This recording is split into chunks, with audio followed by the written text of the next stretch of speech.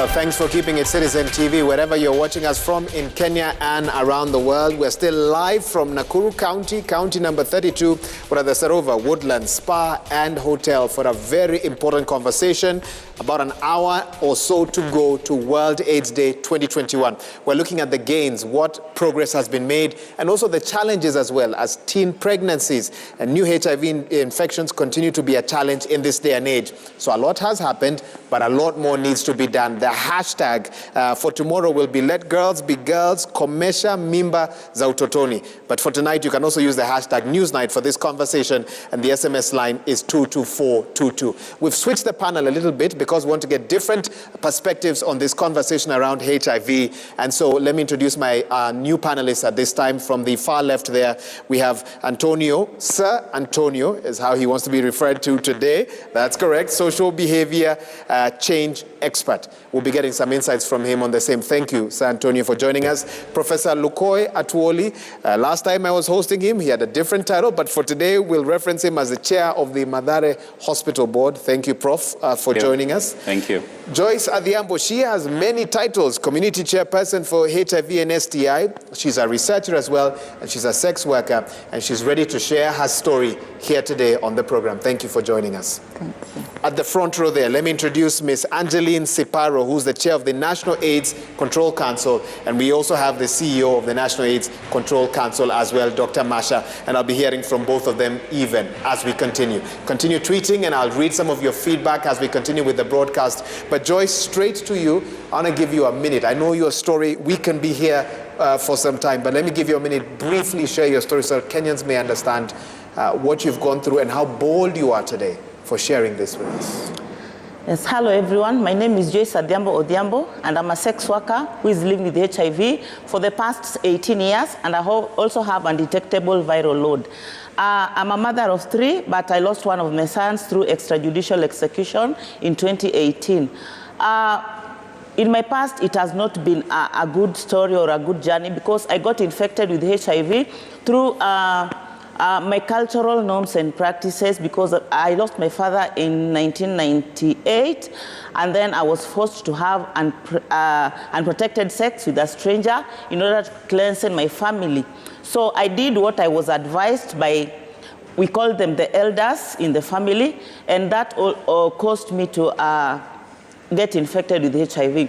So after that, I didn't have any relative, any tall relative to secure a job anywhere because I didn't have any certificates. So I chose to do sex work in order to make a living and in order to raise my children. Yes. You clearly are very confident, even as you share with us today. Maybe that was not how it was when you first started.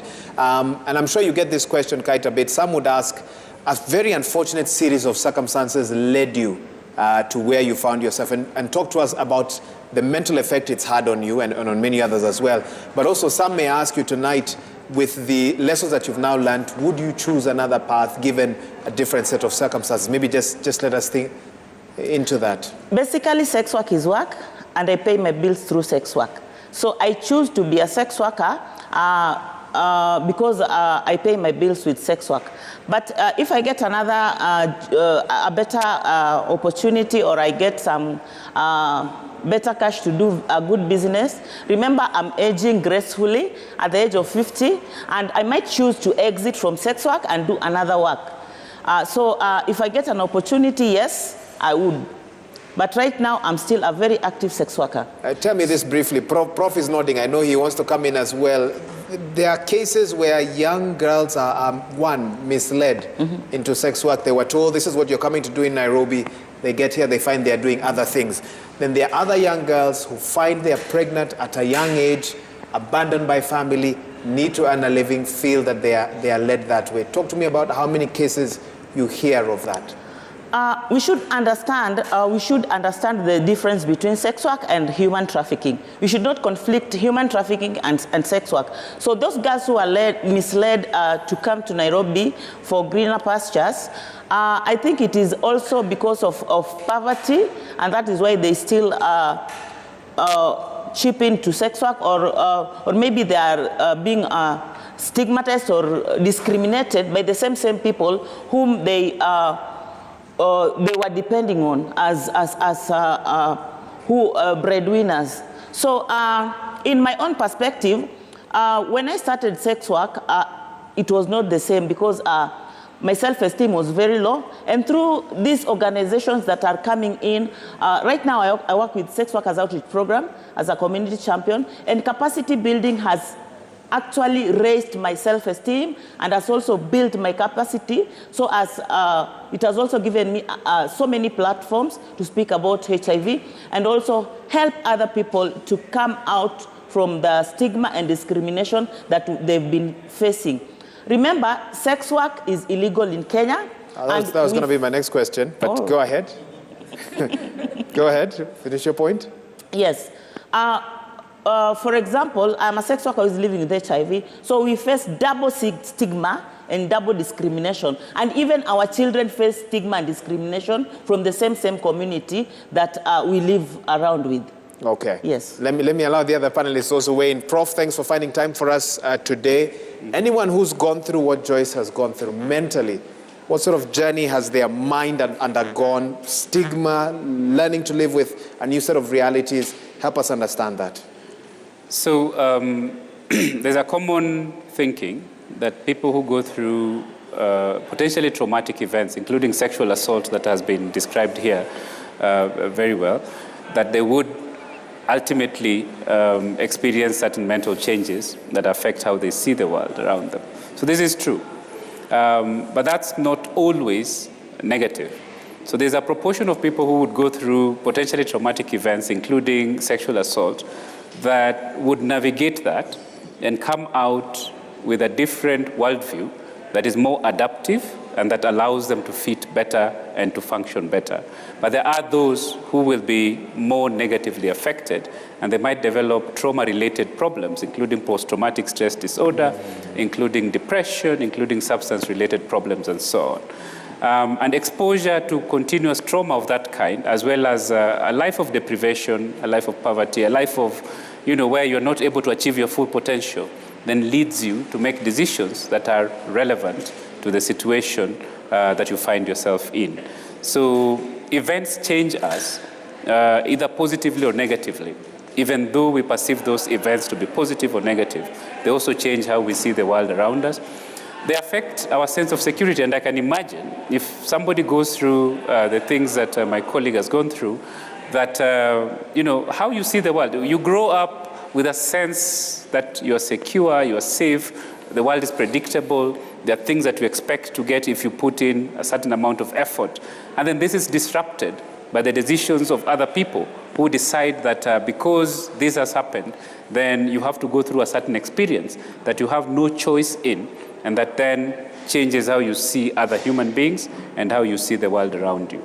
So these changes can cause mental illness, including post-traumatic stress disorder, but they can also change your personality so that you start seeing the world in a different way and start behaving in a different way.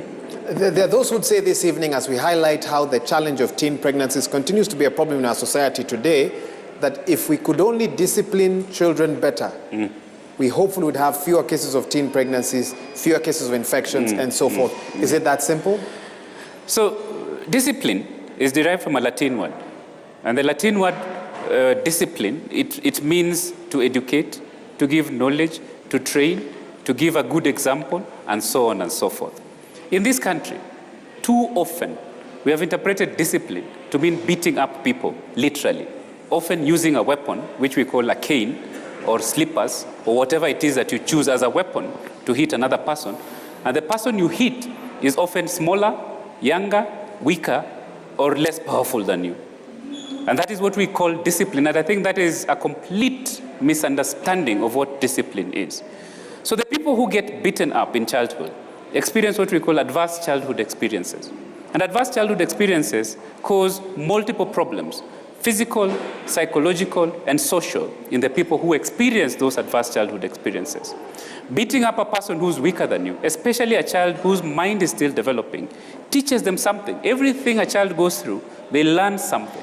So beating them up for discipline teaches them that in case you get into a situation that is difficult and that you have to negotiate your way out, violence is the only way out.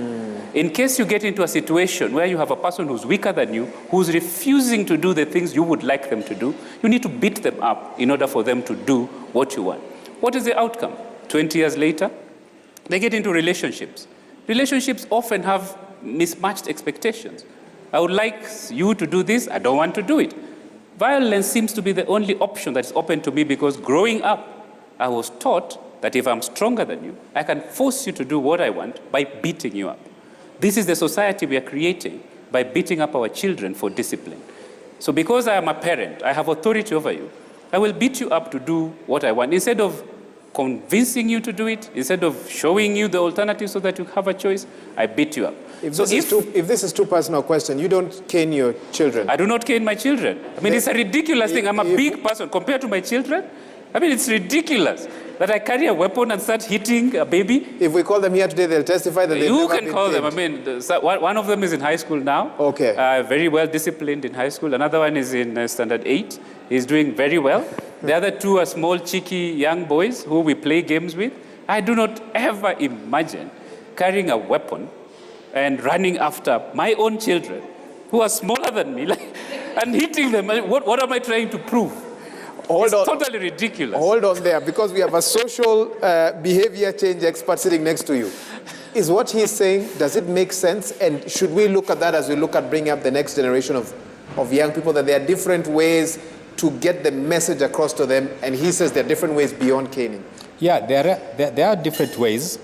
And how this would apply in our case is, you see the children is bringing up are probably living on Riara Road. So how you relate with that child must totally be different with how you relate with a child in Kanyameda, SS, somewhere in the rural village. So basically what he's doing is informed by the environment the children have been growing in from the time they were born. So basically it informs because he's actually dealing with people who are self-aware. He disagrees with that. I completely disagree. I'll come back and, okay, can you answer? I'll just say this. Say one thing, yeah. No matter where you are, the relationship you have with your children is what determines how they relate with the world. You create an environment, you create a bubble in which you bring up your children. Whether you're on Riara Road, or you're in Kanyameda, or you're in Siaya, or you're in Huisero, where I come from, and where I grew up. I mean, it is the environment in which you bring up your children. You are your children's God, so to speak. You are your children's role model, first role model. How you handle them teaches them how the world will handle them and how they should handle the world. So if you teach them that violence is a way to deal with the world, there will be violent children. They'll grow up in a violent world. They create a violent reality. If you teach them that there are alternatives, even in a violent world, there are alternatives to get people to do what you want without using violence. It makes them more able to achieve their goals, because you will not always be more powerful than the people around you. Okay, you know? I don't want us to get to cane or not to cane is a conversation we'll have another day. But today we're focusing on HIV and what must be done to reduce teen pregnancies, behavior change, life skills. Do we need to teach that more to young people? Sir, carry on with that. Just come again. Behavior change, life skills. Do we need to teach that more to young people as we deal with the concerns around teen pregnancies this evening? Yeah. I still feel like I need to respond to it, but yes. What I would like to say is, when I responded to him, what Prof didn't realize that I was agreeing with him. If it's not the child who is self-aware, and then it's the Prof who is self-aware. The environment Prof grew up in and the exposure he's had equally informs, because you see, as a parent, there's some level of understanding you must have before you know how to communicate with your children. Back to the question you're asking, self-awareness and life skills. Life skills. Do we need to be teaching that more? We should be doing more of that. Because you see, what is happening right now with our children is that there are two generations. The parents who are trying to struggle right now with the issues that children are having grew in a different setup. If you ask here, one of these parents, any of you met your spouse online? One. Number two, another question you'd ask, any of you as a child struggled with meeting your online friends offline? A different scenario. The children we have right now are struggling with social media 24/7. Your parents lived lives at a time when your husband goes to work. The only time you get to know whether he's alive or well is when he comes back in the evening. Right now you can track your partner 24/7 on all digital platforms. Those things are setups that young people right now are struggling with, and parents that are interacting with them don't understand this space the way they do. So there are two questions. Should parents unlearn everything they did and start learning with their children as they walk together? You said two questions. Is that your... Oh, it was two questions in one. All right, this is taking a very interesting angle. Angeline Siparo, who's the chair of the National AIDS Control Council, on the back of that, why is education so important in us really getting a handle on this HIV situation, especially education of women in the HIV response? So first of all, listening to the panelists, I want to acknowledge the way you have spoken about your sex work and the power is the mental health conversation and also the change of environment. But I think, Wahigwa, the one thing that I want to mention is that education is not school. Education is not school? It's not school. Okay. As a parent, from the time I put out my hands for the child to come to me, I'm teaching that child trust. And so for me, we have partnered with you to do town halls in several of the counties. We have been in Kilifi, we have been in Homa Bay, we have been in Narok, and now we're here in Nakuru. And one of the things that has come out is the lostness of young teenage girls. In Narok last week, the youngest teenage mother is 11 years old. And it's very nice to get involved in semantics and everything. But trauma is not our fault as parents, but healing is our responsibility. It's very important that we must heal, that we don't pass those traumas to our children. So there is something so broken that a child does not feel that they can come to you as a parent and they're struggling to be able to live a life and understand what they need to do. And one of the things that we had, which was so heartbreaking, is in the town hall we had last week. We had a 14-year-old who said she's really been struggling with life and she wants to kill herself because there is no life left. I am a mother of 3 daughters. My youngest is 14. If a 14-year-old has lost hope, what are we doing as parents? What is it that we are missing? So blame is not a strategy, but an authentic conversation. And I like what Professor Lukoye said, which is acknowledging that even there, the way we are parenting right now, we don't even understand. I don't even understand half the apps my children use. But there is one thing that I know, that love for those children, love for that 11-year-old, love for that mother who is struggling. I have been part of the disability movement for a long time. And we realize that blaming mothers who have children with disability for locking them in the house, we had misunderstood them. Because where are you going to leave this child and then go and make a living? So even similarly to teenage pregnancy, a mother whose child gets pregnant, blame is a completely useless conversation. And then you also know the psychological cycle of mothers who have children when they're teenagers will end up creating teenagers who have children when they're teenagers. So there's a psychological cycle that we repeat.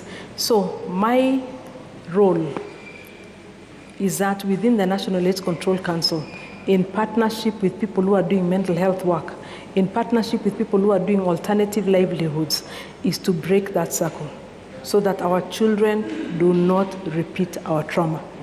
Because right now, collectively, today, Dr. Lukoye, Professor Njenga, we had a meeting here with the chairs of the corporations for the Ministry of Health.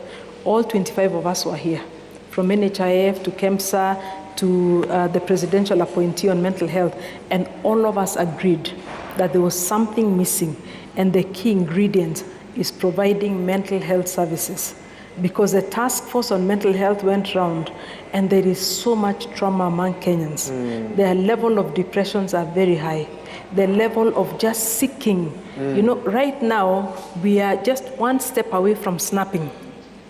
And until we address that, teenage pregnancy is but the tip of an iceberg that is very deep. So we are doing HIV because it's manifesting. but the deeper issue is mental health. Powerful. Worrying, but very powerful. And thank you for capturing that for us. I don't want to lock out other stakeholders from the conversation. I don't know where the microphone is. I want to allow two voices. Okay. You briefly, please, because I gave you a chance to speak in the other panel. Go ahead, Patricia. Thank you, Ehiga. I've listened to all the conversation, but allow me to bring in the angle of the girl. Working with adolescent girls and young women on the ground. What are those things that they've told us that have caused some of the teenage pregnancy that have come up? In an area I was told is about fertility testing. Why would a child want to test their fertility? What are we saying as parents? Another one said that they are asked to come back with a shopping. You want a 12-year-old girl to come back with shopping? Professor has just said he cannot cane his child. But this mother is asking a 12-year-old to come back with shopping. From where? And when the CEC was speaking here, he was talking about policies to address issues around teenage pregnancy. Wahiga, we have millions and millions of policies in this country. Policy after policy after policy. We sit down, we get per diems, we make policy and we keep them. When will we ever implement these policies to address the issue of the girl child? We have a responsibility and we need to take it seriously. We are talking about gender desks in police station. Wahiga, take a round. Tell me how many gender desks we have. There's this child who is being molested by their father. Incest. Where does she report? Is there a desk in a police station that she can take her issue? This child who tells you she's being molested and nobody's taking any action. What are we doing as communities? I'm bringing this back to us. Let us not go very far away to the issues on the ground. What are we doing? These policies we keep in our drawers when we are not implementing and we're putting money on them, and the UN is coming putting money, everybody's putting money. I want you to put money on the girl. I want you, Wahiga, as you're sitting there, to seek justice for the girl who is being defiled, whose case has gone to court and not being looked at. I want you to tell the police officers, wakitaka hongo wachukue za barabara. Wasichukue za wasichana hapa, ati wanakuwa na kangaroo court. I really don't like it. Because I work with girls and I know that there are kangaroo courts where people exchange goats. Where's the justice for that girl? Where mzazi unapewa mbuzi or you are being given money? Those are things that we have to address. Hakuna kuweka kichwa kwa mchanga. There are issues that we have to address and they're in our society. The church that we are talking about, we have had even pastors who are defiling girls. How are we tackling that from that platform? Let us be open, let us be honest. Tuache kudanganyana ya Wahiga. The policies zifanye kazi. Tusikae hapa kuandika policy mpya 47 counties na tuko na policy tayari ya serikali, tunaandika policy. Take care of the girls. Those money should take care of the girls. When the government says the girls have given birth, they can go back to school. How? They need to have somebody to take care of the babies. What are we putting in place to take care of those children? Patricia, thank you so much. You've raised a very important point. Let me take two more. We are running out of time. Let's start with this. I don't think you've spoken yet. Please begin by introducing yourself. So, good evening, everyone. Evening. My name is Brian from Maisha Youth. And I really like the conversation that we had. In relation to my professor, whatever he said, the way we've been brought up is that sisi ubomolewa wasiye kuchapu. An African parent does not kill you. An African parent hukubomoa. Mzazi anakupiga vizuri, that design yenye anakugongesha mpaka kwa ukuta. How do you expect such a kid to come and tell you whatever this kid is going on with his life? How do you expect that this girl who's been beating, who amekuwa kipigwa hivi, that atakuwa kiongelea, akuja kuambia that there's an uncle of mine who's defiling me somewhere? You see, how will this kid even come and tell you that I need money for pads? So the way we've been brought up, I'm not saying that we should change it, but it kind of brought good morals to us, but look at the society that we are living in. We are living in a society where we are controlled by social media. You know, my parent will come and cane me thoroughly, then I'll consult from the social media and ask, what should I do? The next thing, what will I say? It's just suicide. That's what people say. Look at Twitter. That is what we will do. We consult Twitter instead of our parents, because parents created a block, a very thick block that we cannot be able to access them. And then when it comes to HIV sometimes it's more psychological more than physical. Because look at a person who ameenda kwa VCT, then this person is very, very healthy. You know, there's that mentality that, unaona vile deva menona, huyo msi ako na ukimwi.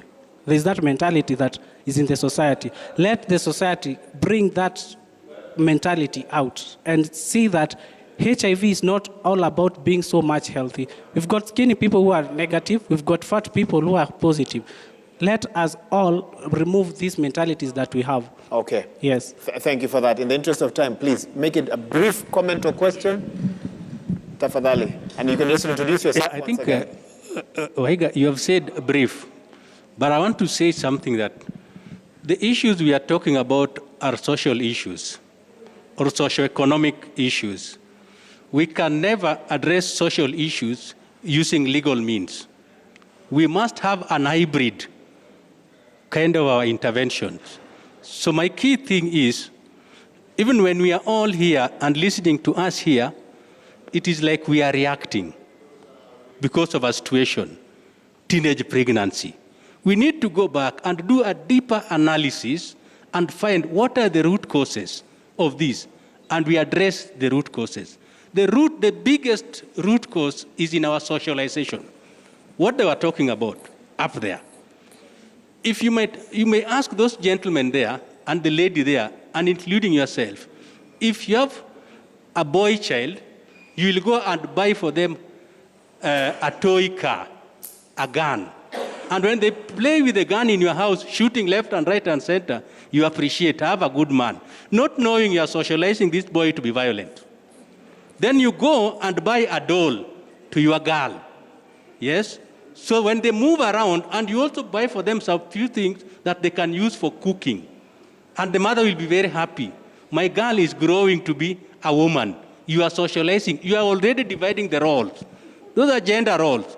So when your boy grow up being violent, now you want to tame them when they're already violent, not knowing that as a parent, you contributed. So we must go back to begin our resocialization process. Thank you. Thank you. Thank you for that. Let me get final comments from my panelists because our time is moving by rather quickly.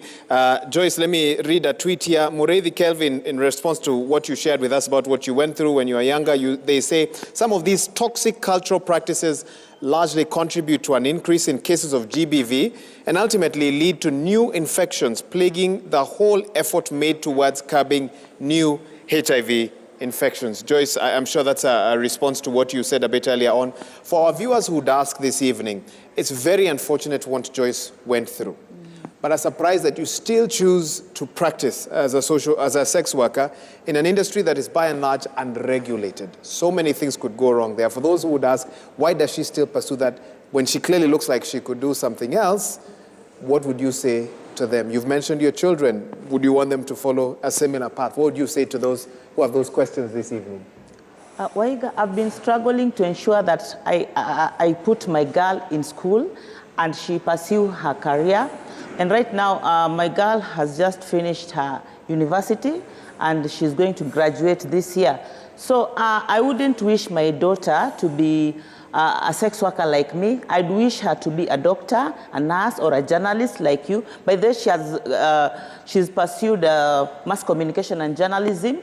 So despite all that hard work I've done, the disadvantage that we have as sex workers is that I might be struggling to ensure that I put my girl achieves what she's been looking for, but the environment in which some of them are exposed to, the interaction that they have with other people, especially in those institutions, might also put them at a higher risk of becoming sex workers or even using alcohol and substance use or disorders. But I really wish that my daughter doesn't even get into sex work. And it is through that capacity building that I've gone through, that is why now I start speaking openly about being a sex worker. Long time ago, I couldn't even speak in public for being a sex worker or a person living with HIV because of the fear of being stigmatized or discriminated, or even being marginalized from my own community. Yes, and I was chased from a family committee simply because I am a sex worker and simply because I am HIV positive. Okay. So we've gone through a lot of issues in our families. Okay, thank you for that. Prof, let me allow you also to give your final thoughts on this. We've talked a lot about stigma, also cultural practices that continue to cause, what she has spoken of as well. The role of education, not just being in school. How do you wrap this up for us? Yeah, I would like to say that today, first of all, we have a very poor sense of history. In this country, at least, this is where I have experienced. The things we call African culture are completely alien to what we knew Africans to do things. Africans never abused their children. Africans never abused their women. Africans never abused. So there were places for people to do things. Even in the communities, like what my colleague is coming from, there were reasons why, for instance, if somebody is widowed, then the family would step in to provide a social support network for this individual. Today, we abuse those kinds of historical, cultural practices. We abuse them for our own benefit. We decide that this woman is very beautiful, her husband has died, I'm going to have sex with her. That might not have been the entire point of that cultural situation. It was about bringing a social support network around a person who's bereaved so that this person gets support. Today, we abuse that. We abuse the children of people who have died. And I think it is time for us to say, there wasn't even caning of children in most African cultures because children were trained through modeling. The adults would do things and children would copy them. And the children would grow up to become like those adults. We never had to beat children in order to make them to become like us. They just needed to watch what we were doing.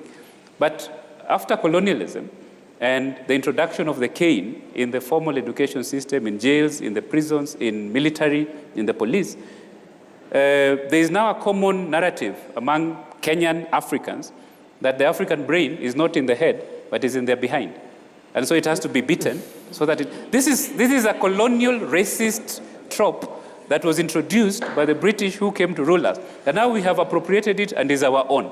I think it is time for us to go back to basics and to start thinking about what kind of society we want to build. We lament about teenage pregnancy, but we are creating a society where older men are looking at teenage girls as people they can have sex with. This is the society we are creating, and then we lament on the other hand.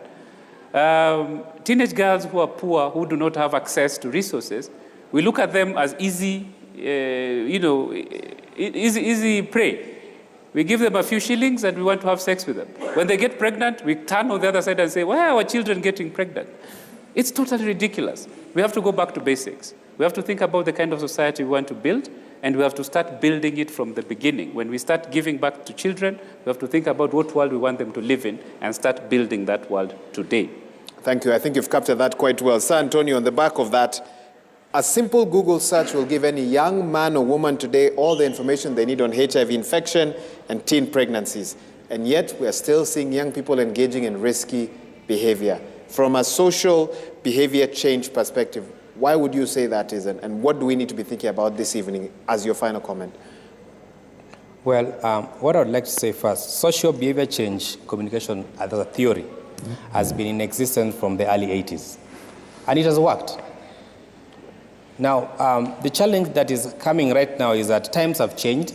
It's like we're in two different time zones. I think I mentioned that earlier.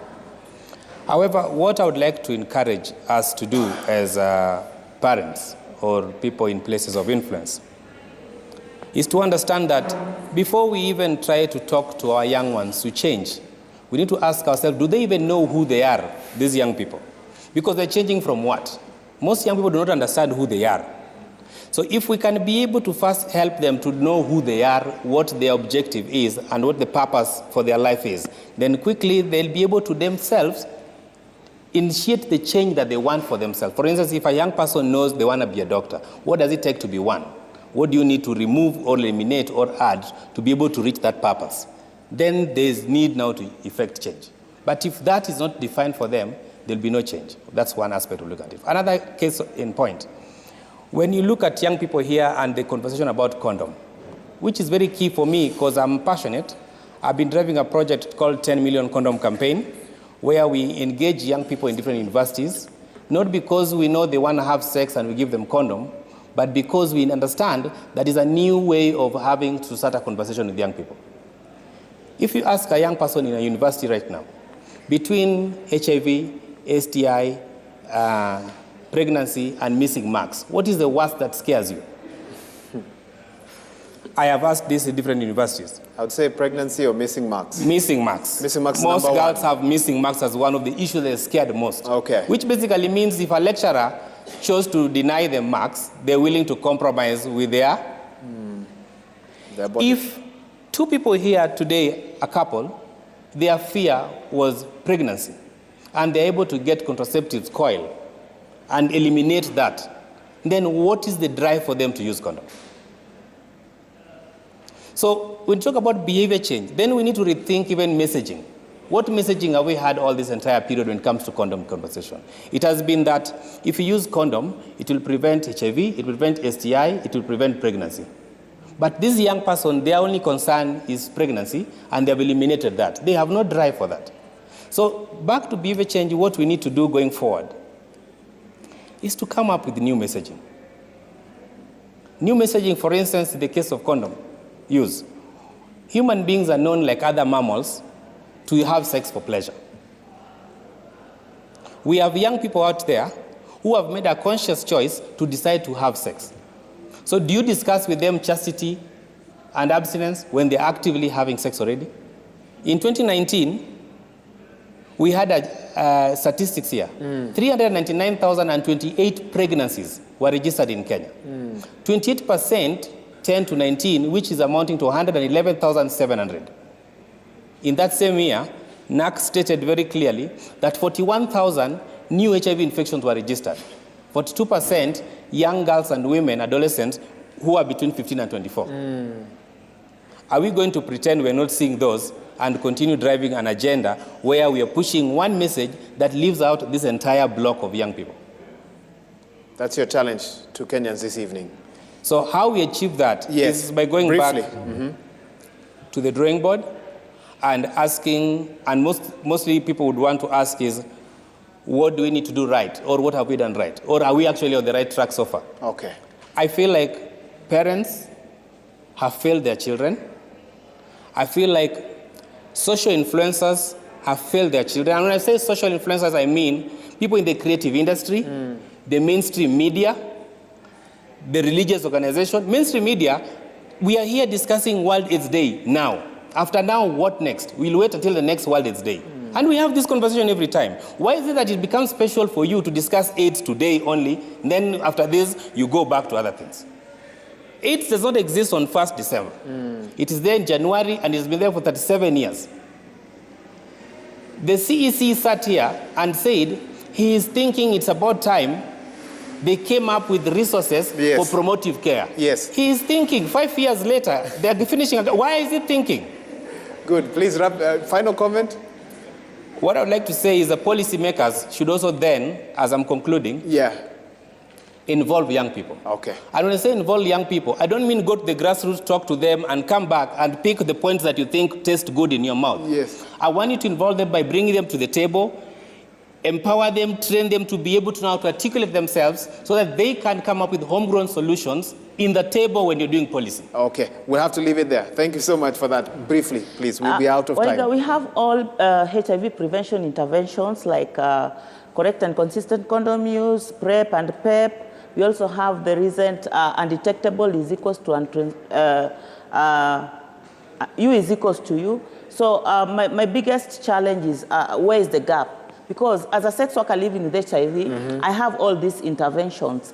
What about somebody who doesn't have this information? What needs to be done is we have to think wider and turn around the table so that we meaningfully engage everybody, every human being from bottom up. I'm not a politician. Yeah, I was about to say, we take the bottom-up approach so that the person in Turkana who is at the borehole understands what these prevention interventions are. Like the person in Nairobi. Like the person in Nairobi. Thank you, Joyce, for that. Ms. Iparo, last comment, please. I can give you 30 seconds. How do you want to wrap this up before Dr. Masha comes in? We are not powerless. We are not powerless. We are not powerless. And our champion is a president. In my work with governments and HIV, which I've worked on for the last 24 years, political leadership is 75% of the problem or even more. I mean, of the solution. So when I say we are not powerless, we actually have resources, we have everything. The question is, what are we committed to do? And I think what has come out from your panel is that we must be ready to disrupt the status quo. You see, if you steal in certain countries and you're caught, you will resign because of the shame and you will end up facing the consequences. The reason why I'm focusing on the mental health conversation is because for girls to speak about defilement and abuse, there has to be a safety net to catch them. For you to hear what a child is telling you, we are not talking with a child like this. There are ways of getting a child to communicate to you. Play therapy, all that stuff. There is a way the child will tell you. And so, even if you tell me that I've been defiled, what am I going to do for you? So, we've talked about teenage pregnancy is the tip of the iceberg.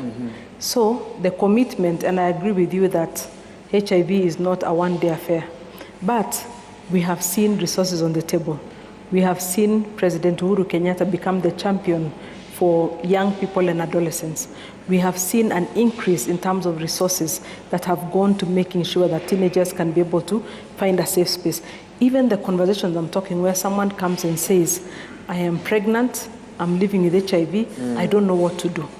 So right now, our CSs are working together for the first time. Education, labor, social protection, we are really working together as one government. Okay. I think my recommendation is, don't criticize, bring solutions to the table. Tell us what can we do differently.